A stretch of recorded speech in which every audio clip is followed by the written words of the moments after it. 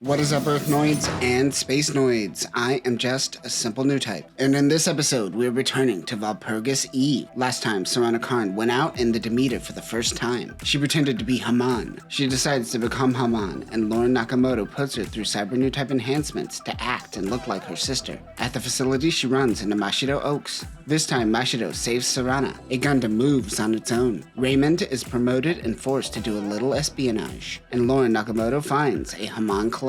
So let's get into this.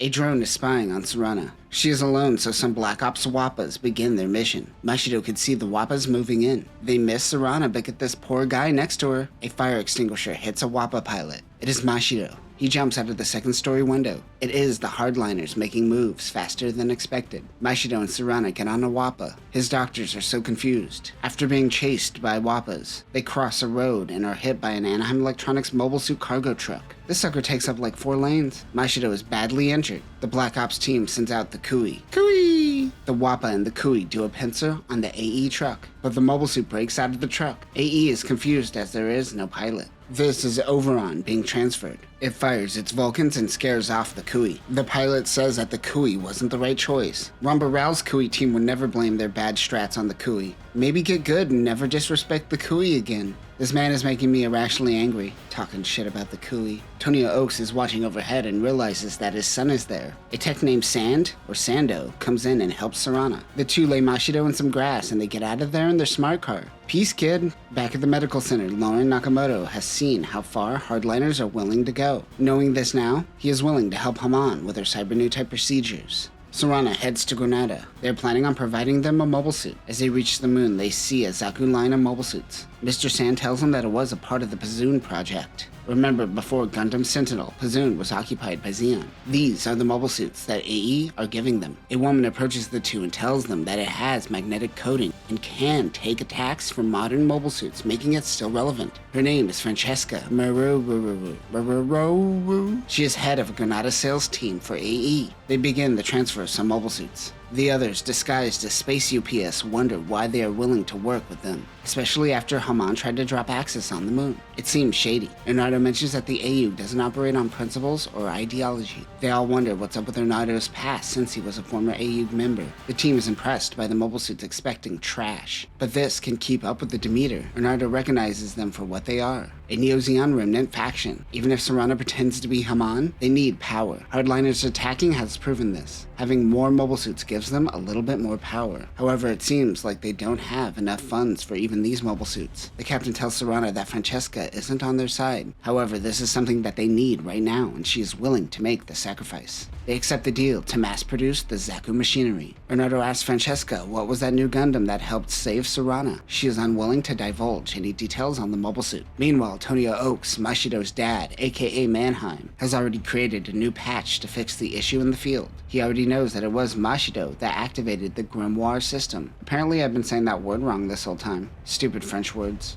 He didn't think Mashido could be able to activate it from the outside. He looks on at Overon, which has its face mask. 9 months before the Overon betrayal, May UC 0088, Von Braun. AE is testing out the new Z2 V-Type, which we broke down in our first episode of Walpurgis. Raymond is a part of the team. Many investors are excited to have a mass production version of Zeta on the market, but Raymond tells them that mass production is impossible. The transforming parts wear down the magnetic coating, which if not maintained causes overload. The overhead cost of maintenance is the problem. He thinks there should be a high-end bespoke mobile suit. Raymond is too much of an engineer and is scaring the moneymen away. He meets with Francesca after learning of her top-secret project. She lets him in on Tonio Oaks and the Sirocco mobile suit he has been working on. Raymond seems to know him by his other name, Mannheim. Raymond says, "Hey man, is this incriminating me?" Yes it is. Have fun keeping a secret for the rest of your life. He shows him the Gundam. Raymond wanted to work on high-end mobile suits. This is his opportunity. He learns that the designer of the mobile suit was none other than Sirocco. Francesca later tells Raymond that the mobile suit doesn't matter to them. What matters is the Grimoire system, but only Sirocco knows and is built into the black box. She thinks that this is a lie, and that is what Raymond is going to figure out. Congratulations on your promotion. It comes with a little bit of corporate espionage. Maybe try blackmailing Mannheim's son. Francesca knows that Raymond lost his parents to war. She manipulates him with this, and he just goes with it.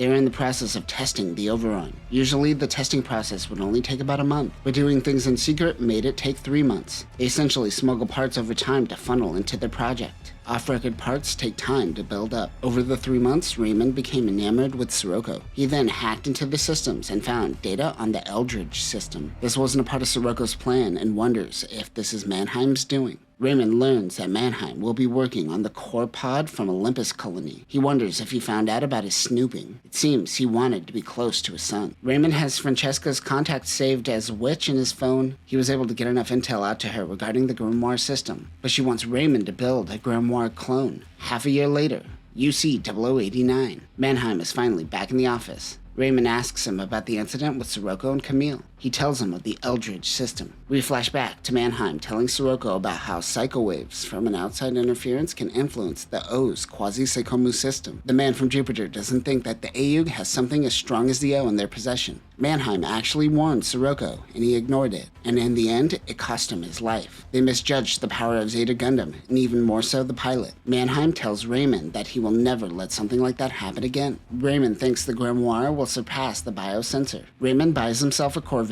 There was a big accident, so he takes the car off-road. He watches video footage of the incident from some random worker. It's a downed Kui. He wonders if this is Neo Zeon. Mannheim hides the Overon under its Choban armor that looks like the O. Raymond finally makes it to the office in his now beat-up Corvette to find the unit being hidden. He didn't know that Mannheim even made this Choban armor for the unit. It also serves to shackle the grimoire system. Raymond doesn't understand the need to restrain it. Mannheim mentions that it was activated without a pilot. Raymond snaps and demands to know what Mannheim is hiding. Heimel calms him down. He then focuses on Mannheim's assistant. He must know the secrets. Raymond thinks there is something that even he isn't being informed about. Mannheim knows that Raymond has been stealing psycho chips, which is what he has been giving Francesca. He lets his assistant in on the possible third unit. The first unit is probably going to get destroyed, but he wants to prepare for a third unit if needed. This is setting up the MacGuffin of another Overon unit at the end of Walpurgis. His assistant helps him on this new secret unit which may destroy their careers. Lauren is concerned about the procedure. Suddenly, Haman shows herself. This isn't Serana. The Federation sends someone to interrogate AE about the incident on the highway. They send Major Jesse from Walpurgis. Jesse enters to find the O, not knowing it is a Gundam. Raymond tells him that the Federation is trespassing. They believe they are hiding Sirocco's Gundam, but they didn't find anything, so they just leave. Mannheim's Choban armor came in handy. Francesca talks to Melanie Hugh Carbine. The Titans did so much damage, politicians are siding with Neo Zeon. Sirocco represented the Titans era, and they don't want that stank on them. He knows her new plans for the Federation moving forward. It is designs for the new mass-produced Jagan. They need to put the people's minds at ease, so they are erasing the Sirocco project. The Gundam doesn't exist. After the call, men come in and guard her to ensure that she doesn't sell off trade secrets. The Zeon boys explain the grimoire system to Serana and how it will improve funnel mobility, but Ernesto doesn't trust it because it comes from Anaheim. They will do more tests to ensure it is safe. A civilian ship approaches them. It happens to be Lauren Nakamoto and Haman. It's a body double, apparently. The double wishes that she could have died in Haman's place. Lauren also mentions that she is a walking dataset of Haman, which means he has an extra dataset to work with so he could help with the procedure.